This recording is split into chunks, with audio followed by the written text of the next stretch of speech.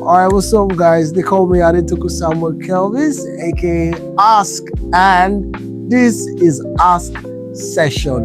And of course, today's show we have a music producer, and we're going to talk plenty things about the music business, how far the music business has grown in Nigeria, and of course, it is going to be very fun. And yes, I'm going to put him on the spot. I'm going to ask him some questions and all of that about his experience and all. But most importantly, my name is Ask, and I'm ready to ask those questions. Okay, so first off, I want to say a big thank you to Lord Whilston, because that one very busy producer, you understand, a person will be say whether even if you know this studio, sometimes they go record for people else, people they book them outside studio session, and he don't tell me before saying that kind of session in the like pass, because now they money they away and all that. So I just want to thank you so much for making our time. But very quickly, let's just dive into it. So you don't do this music business for a while now. You've been doing this music business now. Sure. Like, you believe say without like blowing up, is it possible to make money? Say blow. The blow in the sense that you don't get famous, they don't know you. Like, is it possible to still make money even as blow inside the own music pay? Yeah, it's very possible. Very possible. Because one, you actually need fame to get the bigger bag, you get. But say if as they grow, you feel they make money. Now, waiting some artists don't understand be that you can also make money while coming up. Then when you have that fame, you can get a bigger bag. You get. It's very possible. All right. So now, as a producer, I want me to really focus on the production part. I just wanted you to clarify that it's possible to make money in music. Now, as a producer, okay, how you would think, say, the production industry, how would you rate it currently? The current production industry, how you go rate them? You see over 10? Or... No, like, yeah, over 10, and you go give me reason for your answer. Okay. Let's say 9 over 10. 9 over 10. Yes. Why? Because you can there are different sounds outside now. Like the way, if you check like previous producers, like let's say 2005, 2006, 2007, you can just how would I say explain?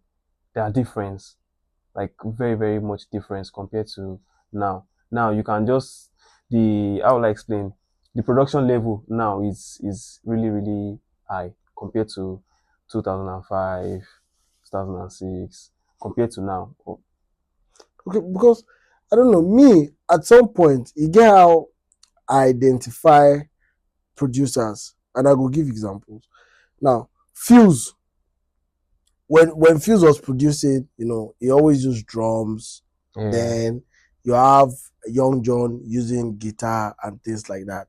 Like, do you think that producers these days don't lose that like originality that would distinguish them? Apart from their sound, you see so many people now putting like their names there to identify like this is my sound and all that. But that one thing you gonna use say, oh, this has to be this person here. Do you understand? Making this production or something like that. Do you think that? Because I don't really think that's common these days. For me, it depends on the producer. There are some producers that are good at making drums. Some are good at maybe the guitar or the piano. It depends on what's like. I started with drums in church. I started drumming and singing. Then I learned how to play the keyboard. So some producers are very good with the guitar. So when you listen to their sound, this producer love guitar a lot. Some you just hear the drums are very unique. You get like is it Fuse? His drums are fire. You get Fuse, his drums. Even the sound, like the keyboard, the guitar, because Fuse is an instrumentalist. So you can't just explain. He's good. He's a all-round producer in that aspect. Some producers are not good with drums. Some are good with drums. Some are. Right. So like the music industry generally now, we see that Afrobeat, Nigerians, we used to own this Afrobeat, but there's a way Nigerians now jump on other sounds. We have Amapiano and things like that. Now, aside that, now we see a lot of foreign artists wanting to do our sound, and at some point, people like Rema are coming out to say that, see, we need to change the sound. I think it was when he did that Ozemba, and it was like, if not, they will come and own this sound for us. Do you understand that now? So, like, don't you think in your own role as producers, don't you think that producers may have to step up the game, to improve Afrobeat, so that foreign artists and foreign producers don't come and take it from us? Or is it even possible? You really say it's possible they can collect this Afrobeat what is in our sound? No, They can collect them. they no fit collect them. It's sure for They you. no fit collect them. They no fit collect them. They no fit collect them. And everybody have their own. What I want to say is Afrobeat. They are just. I think we've reached the. What would I say? There's this English use for it. The peak. The peak. It can't sound more than this. You think Afrobeat Yes, cannot? yes. The It sound of can't Afrobeat. sound more than this. They cannot tweak it. I don't think so. It can't sound more than this. What else do you want to change? Is it the shaker? Is it the drums? It can't sound more than this. Is that why people are sampling old music? Well, Maybe because now you said that we have reached the peak. Is that why people are sampling? Like, because now we see a lot of sampling of Fuji song, some of this old jam. In fact, recently, Fola had to sample Two-Face. So we've gradually moved from sampling guys in the 80s. We have moved from sampling guys in the 90s. Now we are reaching guys. For you to start sampling Two-Face, we don't reach the early 2000s and something like that. So is that why you think they are sampling artists now, or not just creativity? Sampling is just creativity. You get. I just feel it's creativity. You can sample any sound and just get unique sound out of it. But us trying to and how would I explain? We can just modify Afro sound, just make it sound better. But it's changing from. I think we've reached the peak of it already. Okay, because Olamide in his last album had a song with Dr. Dre, and online I saw him in Dr. Dre's studio, and that studio is massive. It's fire. Like, it'd be like Tech Hub because it's like some guys did this here, some guys did that. I just the focus on system, and they ask whether na studio business has been a Tech Hub and all that. Okay, but do you think that producers get enough credit these days? Because what we hear more is the artist, and senior bros Sam Clef, shout out to him. He's one of the pioneers of Afrobeat. Regardless of what he's doing on the internet now, we have to give him yes, because everybody, like I always say that I know I don't like to judge people until you understand their story, and you cannot really understand their story until you live their experience.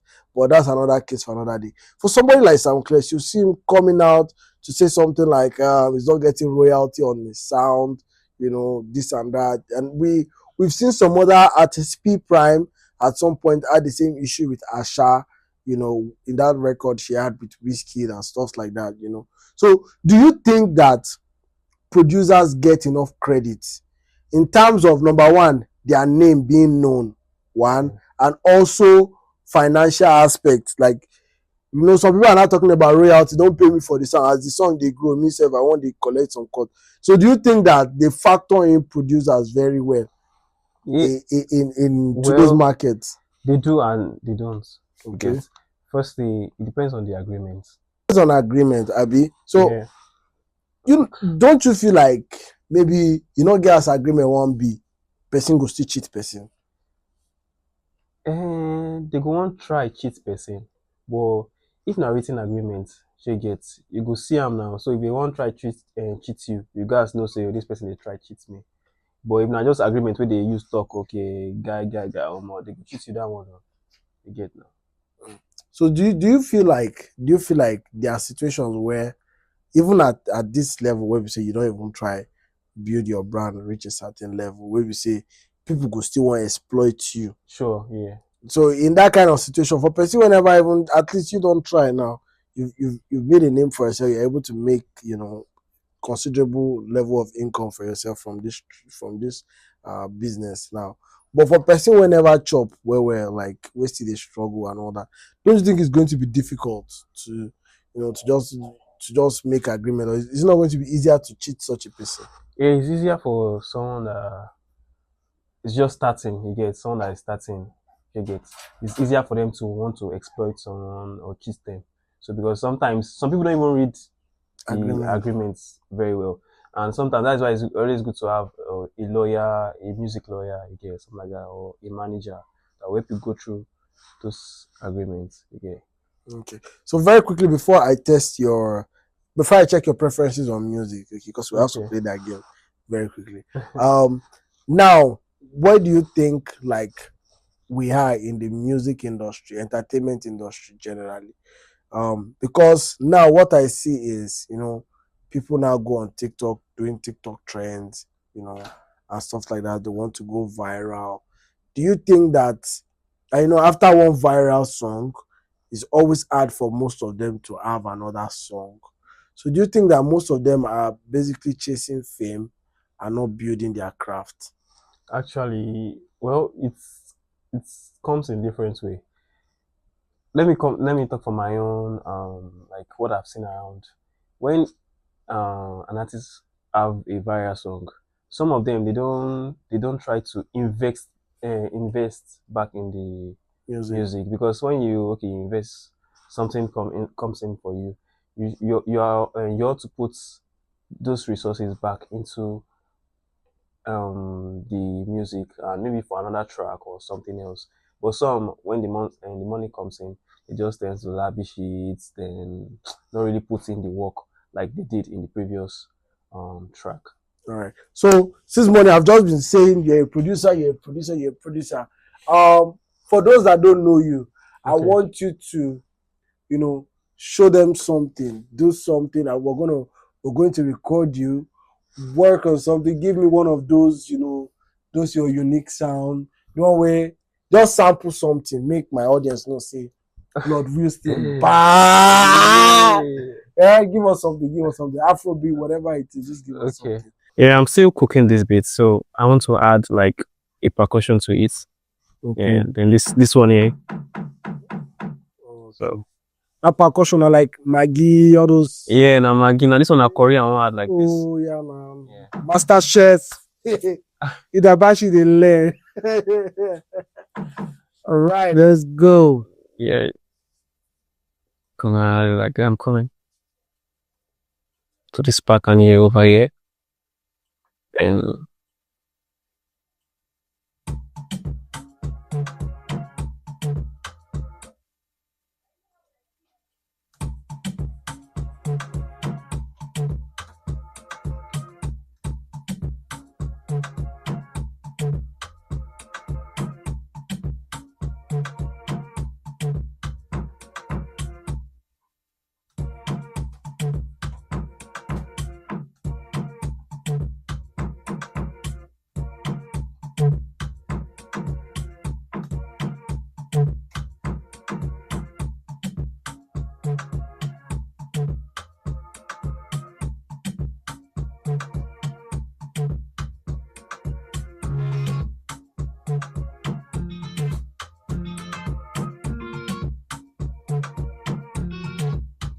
yeah.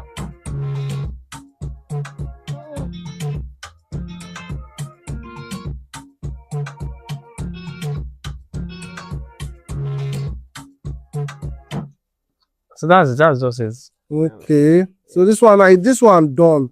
Like as a producer now, like do you like make beats that and like have somebody at the back of your mind, like if it's possible for this person to jump? Yeah, this bit I was thinking of Rema.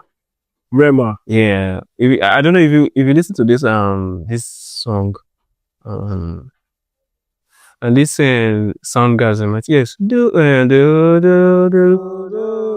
yeah, something like something like it, or something like it. So yeah. Okay. Okay. Do you sometimes drop this beat off in like or like eat them up like I have a beat for you On TikTok, anywhere like is there a way you reach out reach to out some of these to guys very difficult to reach out to them.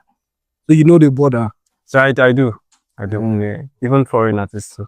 foreign artists. So, I know you relate more with like Caribbean artists and South African artists. I like to jump on Afrobeats and all that, but they like him, they like to. I dey do all available. Why they do all I dey do all well, available. you know where market, everywhere know that market. I'm Lord Whilston, a music producer and a songwriter. This is my act section.